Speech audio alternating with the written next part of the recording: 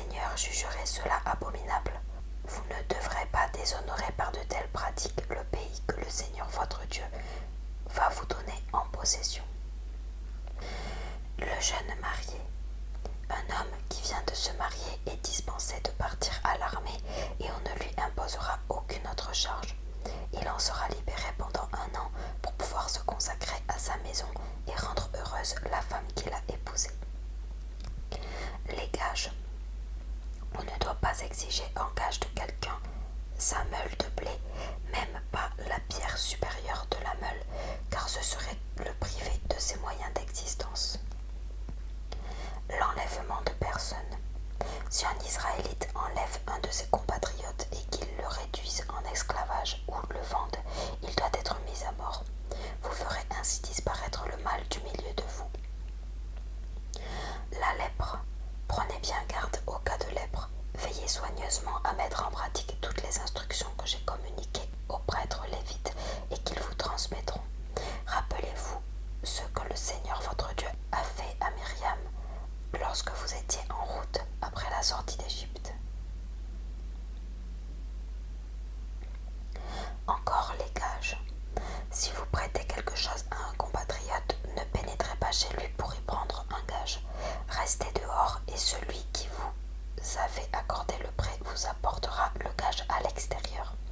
S'il s'agit d'un pauvre qui vous donne son manteau de gage, vous ne le garderez pas durant la nuit. Vous le lui rendrez au coucher du soleil afin qu'il puisse s'en couvrir pour dormir. Il vous en sera reconnaissant et le Seigneur votre Dieu lui-même considérera que vous avez accompli une bonne action. Le respect dû aux pauvres. Ne profitez pas de la pauvreté ou de la misère d'un ouvrier, que ce soit un compatriote ou un étranger vivant dans une ville de votre pays. Versez-lui chaque jour son salaire, qu'il reçoive son dû avant le coucher du soleil. En effet, il est pauvre et a un urgent besoin de paix. S'il a dressé au Seigneur une accusation contre vous, vous seriez coupable d'un péché. Responsabilité personnelle. On ne doit pas mettre à mort des parents pour les péchés commis par leurs enfants, ni des enfants pour les péchés commis par leurs parents. Un être humain ne peut être mis à mort que pour ses propres péchés. Mesures en faveur des pauvres. Ne faussez pas le cours de la justice au détriment d'un étranger orphelin. Ne prenez pas en gage les vêtements d'une veuve. Souvenez-vous que vous avez été esclave en Égypte et que le Seigneur votre Dieu vous a libéré. C'est pour cela que je vous ordonne de mettre en pratique ces commandements. Lorsque vous moissonnerez, si vous avez oublié une gerbe dans le champ, vous ne retournerez pas la prendre. Vous la laisserez pour les étrangers, les orphelins et les veuves. Alors le Seigneur votre Dieu vous bénira dans tout ce que vous entreprendrez. De même, lorsque vous récolterez les olives, vous ne passerez pas une seconde fois pour recueillir les fruits oubliés. Vous les laisserez pour les étrangers, les orphelins et les veuves. Enfin, lorsque vous vendangerez, vous ne repasserez pas dans la vigne pour ramasser les grappes oubliées. Vous les laisserez pour les étrangers, les orphelins et les veuves. Souvenez-vous que vous avez été esclave en Égypte. C'est pour cela que je vous ordonne de mettre en pratique ces commandements. La manière de rendre la justice. 25. Supposons que 2 Israélites, à la suite d'une querelle, se présentent devant un tribunal pour être jugés. L'un est déclaré innocent et l'autre coupable. Si le coupable est condamné à recevoir un certain nombre de coups, le juge le fera étendre par terre en sa présence et on lui donnera le nombre de coups proportionné à la gravité de sa faute. Toutefois, on ne dépassera pas 40 coups. Si on allait au-delà, votre compatriote serait déshonoré à vos yeux. Le bœuf. Vous ne mettrez pas une muselière à un bœuf qui foule le blé. La veuve sans enfant. Si 2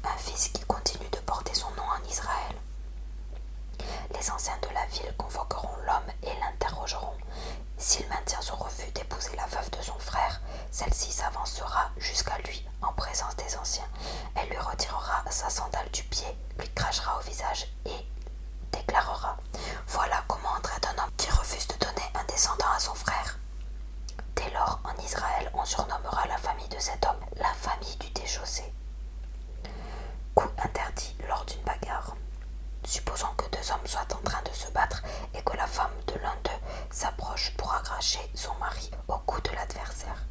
Si elle tend le bras et saisit l'adversaire par ses organes sexuels, vous n'aurez aucune pitié d'elle. Vous lui couperez la main. L'honnêteté dans le commerce. Vous n'aurez pas dans votre sac des poids inexacts, certains plus lourds et d'autres plus légers. Vous n'aurez pas non plus chez vous des mesures falsifiées, certaines plus grandes et d'autres plus petites. Vous ne devez avoir que des poids exacts et des mesures justes. Ainsi, vous vivrez longtemps dans le pays que le Seigneur votre Dieu va vous donner. En effet, le Seigneur votre Dieu a en horreur ceux qui commettent des injustices de ce genre. Les Amalécites, ennemis héréditaires. Rappelez-vous ce que les Amalécites vous ont fait lorsque vous étiez en route après la sortie d'Égypte. Ils n'avaient aucune crainte de Dieu, si bien qu'ils vous ont attendu le long du chemin alors que vous étiez complètement exténués et qu'ils ont attaqué les retardataires à l'arrière de votre troupe. Maintenant, le Seigneur votre Dieu va vous installer à l'abri de tous les ennemis qui vous entourent dans le pays qu'il vous donne en possession.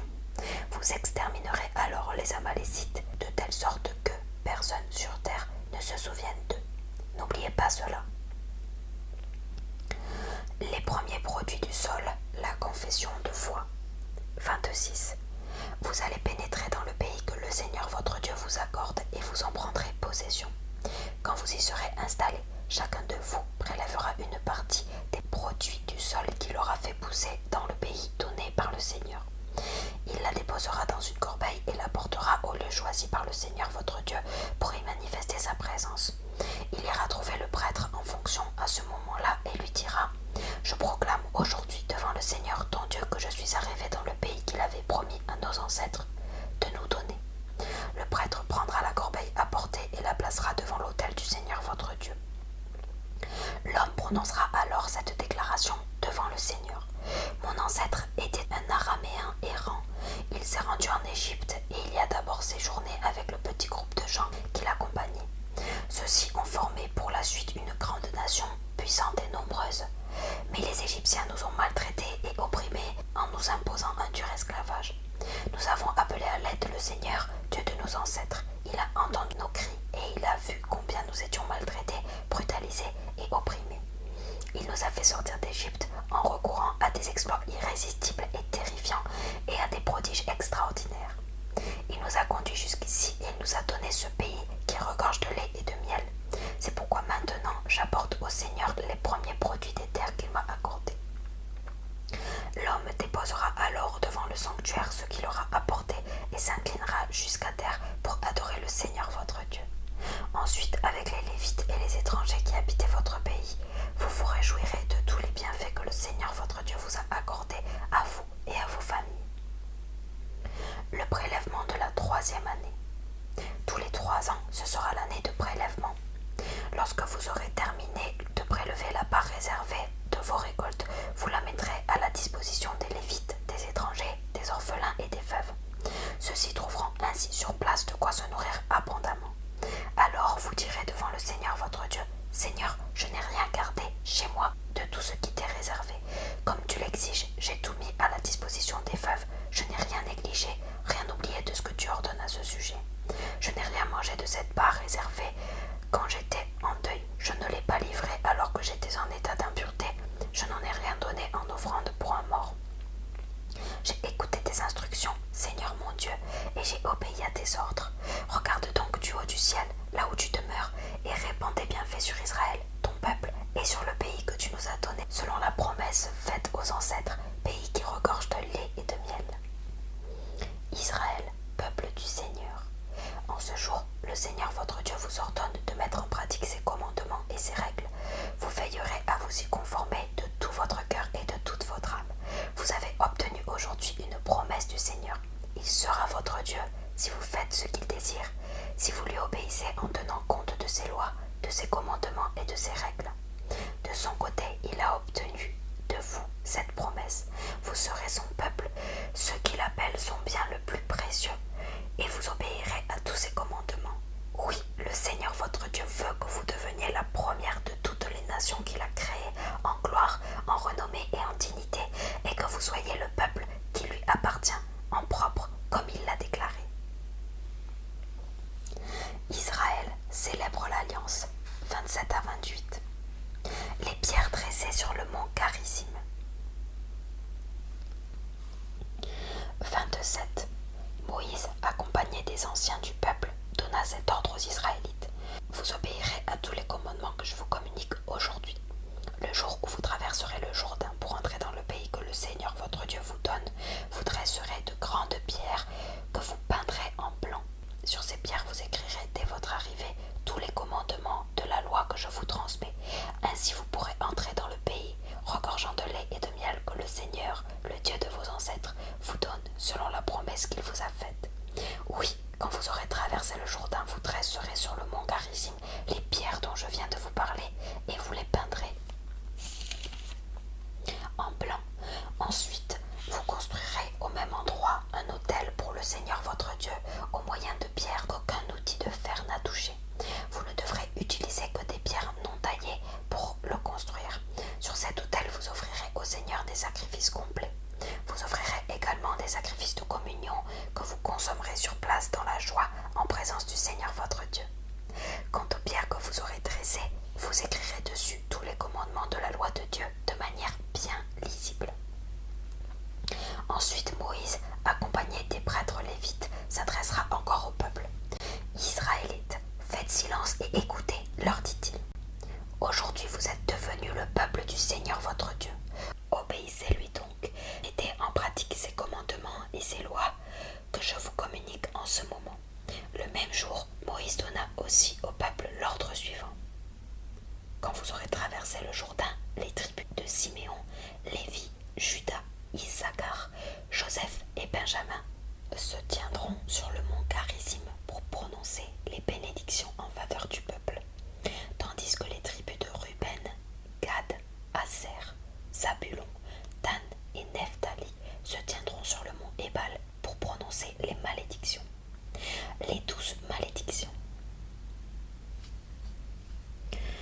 Les Lévites s'adresseront à tous les Israélites et ils leur diront d'une voix puissante: Maudit soit celui qui se fabrique une idole taillée ou une statue en métal fondu pour l'adorer en secret.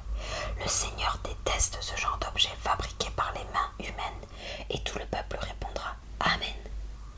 Maudit soit celui qui déshonore son père et sa mère. Et tout le peuple répondra Amen. Maudit soit celui qui déplace les bornes du domaine de son voisin. Et tout le monde répondra Amen. Maudit soit celui qui indique la mauvaise route à un aveugle. Et tout le monde répondra Amen. Maudit soit celui qui fausse le cours de la justice à l'égard d'un étranger, d'un orphelin ou d'une veuve. Et tout le monde répondra Amen. Maudit soit celui qui couche avec une des femmes de son père car il porte ainsi atteinte aux droits de son père. Et tout le peuple répondra Amen. Maudit soit celui qui s'accouple avec un animal. Et tout le monde répondra Amen. Maudit soit celui qui couche avec sa demi-sœur, fille de son père ou de sa mère. Et tout le peuple répondra Amen.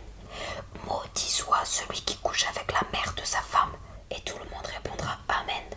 Maudit soit celui qui assassine quelqu'un en cachette. Et tout le monde répondra Amen. Maudit soit celui qui accepte de l'argent pour assassiner un innocent. Et tout le monde répondra Amen. Maudit soit celui qui ne respecte